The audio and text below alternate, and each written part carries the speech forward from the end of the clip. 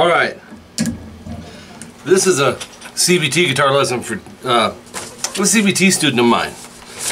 And this one is called Sweatin' to Lynch and Gross. Now, this particular CVT guitar student had me do one that was called Sweatin' to Rhodes and Gross.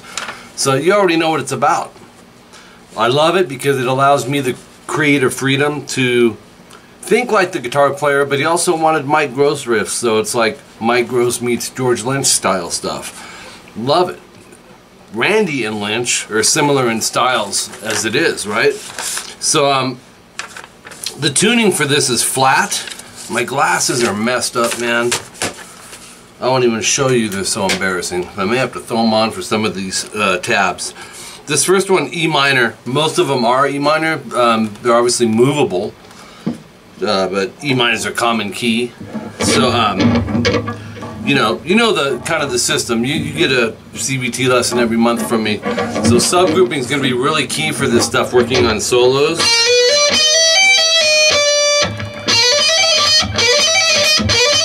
Let me back the delay off a little bit, but that's what I'm talking about. Like, take, if you need to, just 3 notes.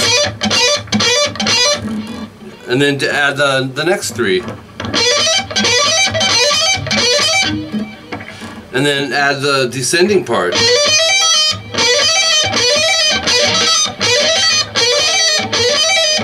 Then you can add the 16B to the 12E.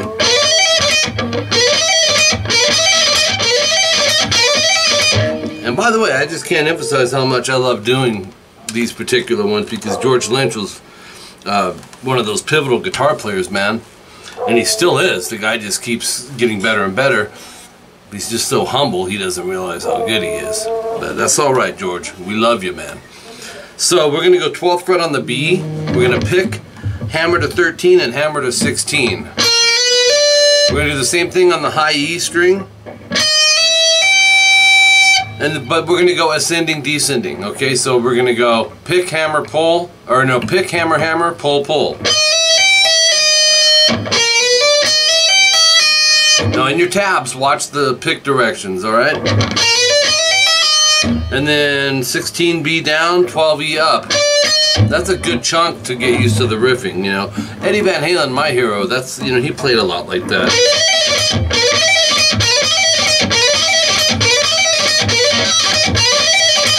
Okay, now we're going to add some tap sliding. Lynch liked to use his pick to slide. It gives you a little more brittleness, mid-range attack, and it's easier to slide, but you got to make the adjustment. If you can't do that, you can use like your middle finger if you want, but try to use the pick.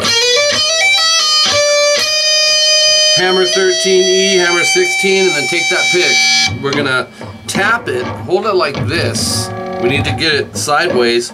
Tap 19 on the high E, slide it to 20 and back to 19. So it's, oops, I went too far. And then you're going to continue that descending run with pull-offs, 16, 13, and 12, right? So you have,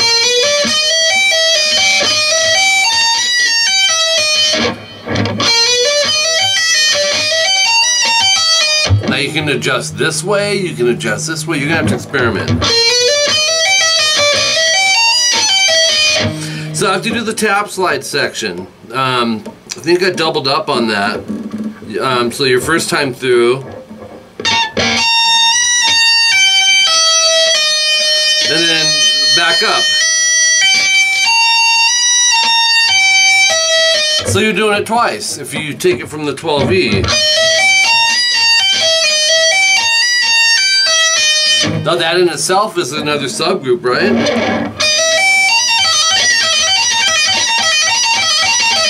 Now, I would also use, you know, this part of your hand to mute these thicker strings. The more gain, the more you're going to get, you know, some unwanted string noise kicking in there. So, here it is, moderate tempo. So,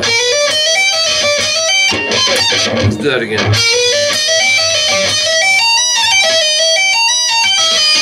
And we're going to finish it off with 16B, pick, pull off to 13 and 12.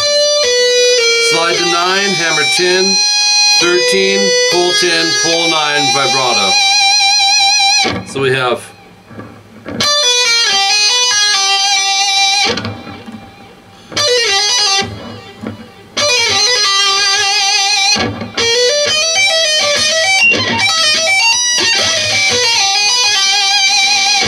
shut off this sustainiac, it's kind of confusing me.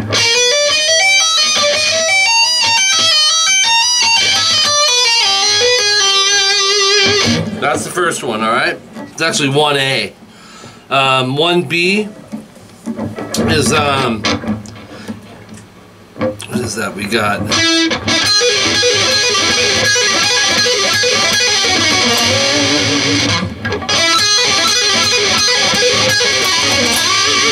Yeah, this is kind of tough, man. What I want you to do is go middle finger. We're going to go to 10G, downstroke, okay?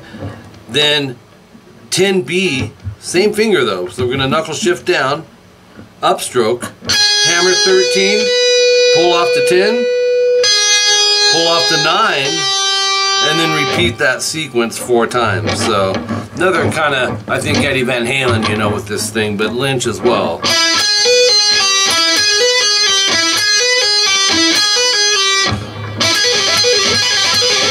Now with your index, try to mute underneath string 3. That'll keep you from going and having an open string.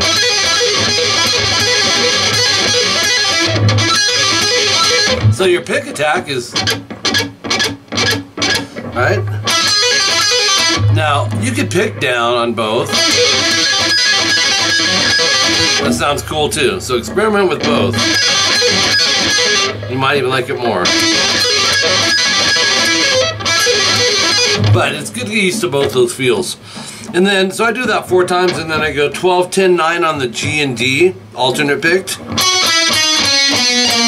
And then I pick 9D, 10G, which is the flat 5 chord that Lynch uses a lot. Strum it and slide it a step and a half sharp up to 12, 13. So,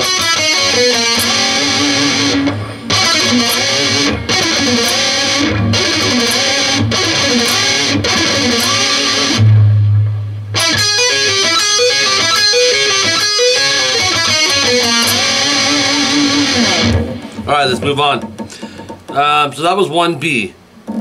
Number 2, another one in E minor. Lynch did this real cool choppy type stuff in his playing, with some palm muting 2-string stuff, you know, like that type of vibe.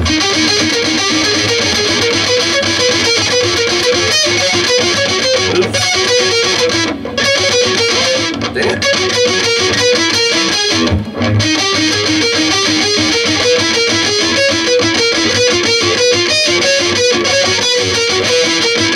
Now you can experiment with, you know, where you want to palm mute, but pretty much I'm staying consistent on the G, string number 3, with my palm muting and letting the melody lines not be palm muted, but you can palm mute all of it.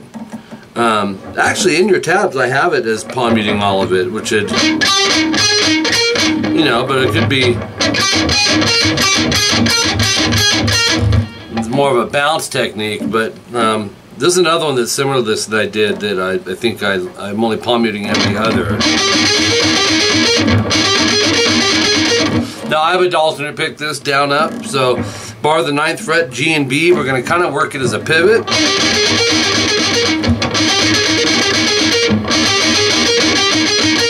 So 9G, 9B, think in 2s. 9, 9, 9, 10, and 9, 12. And that's down, up, down, up, down, up.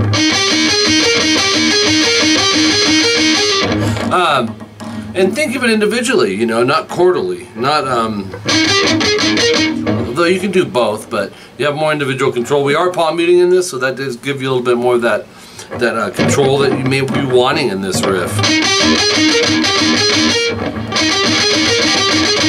Okay, so after the second time, then go 9G, then we're going to go 13B to 10G, and then 12, 10, 10, 10, 15, 10, 13, 10, 12, 10. So your high melody line is this, right?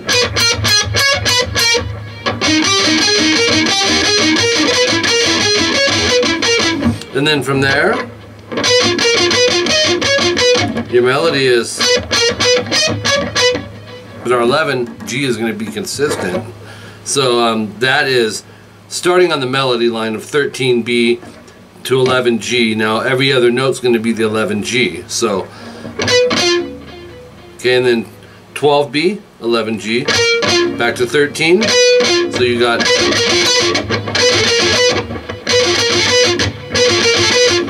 12E, so we're string skipping, 11G, so 15B, 11G, 13B, 11G, so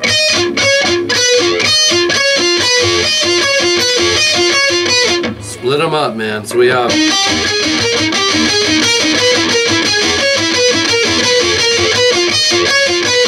then end it with 15B, 12G. 12G is going to be our every other note. Actually, we got to change pages here. Okay, so 15, 12, 13, 12, 12, 12. And then change positioning to 13B to 10G. Every other note will be the 10G. The B string melody is 13, 12, 10. Alright, so we have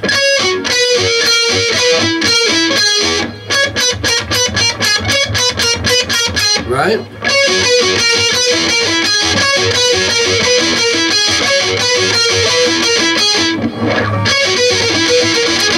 Okay, I think that's it for that one. It is. Number 3A, this is in E minor, and this is actually bits and pieces from a solo that I had written for a song, geez, years ago, man. A long time ago, probably early 90s, and I remembered bits and pieces of it, but not all of it. You know, the rhythm was just like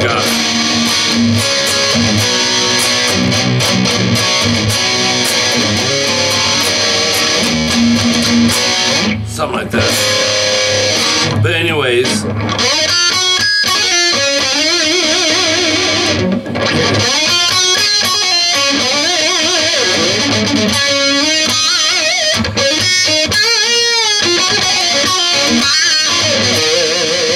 that's the start of it. Let me play it again. Hold on here. Do it again.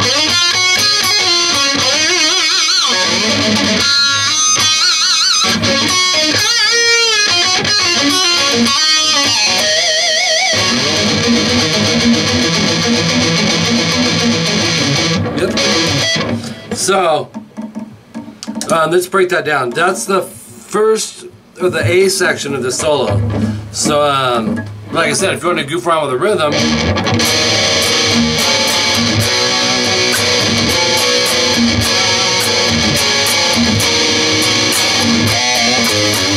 you know what I mean? Lots of little rhythmic stuff that could fit over that.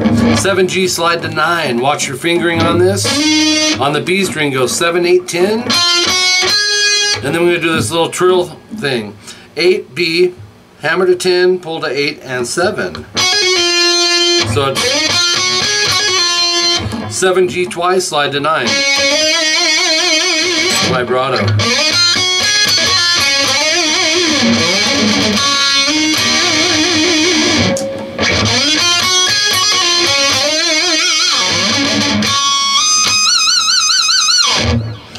Okay, so your next part, this is a big Lynch characteristic trait. We're going to go 5D, slide to 7, and it's not always just a technical thing, it's just the taste. And that's what gives Lynch that innovative status, you know. We don't have innovators born every day. 5D, slide to 7.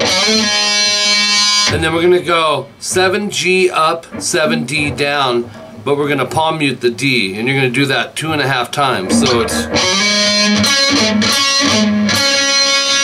slide to 9, pick, pinch, harmonic, vibrato. So it's right. So here, just slow.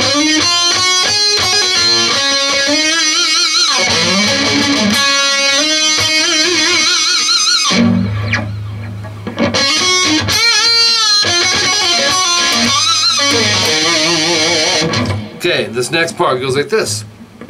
7G, pick, hammer to 9, and then let me find it in the tabs. I've got the solo kind of memorized, but yeah, hammer to 9 and then go 8B to 9G. So it's part of pattern 2 pentatonic.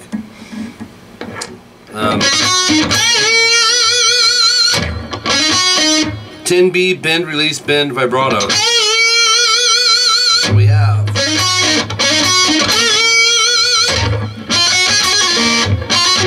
I missed that open earlier.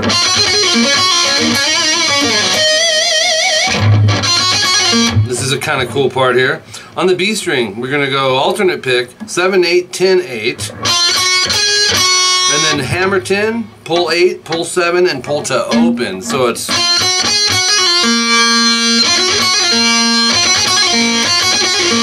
the little riff, right?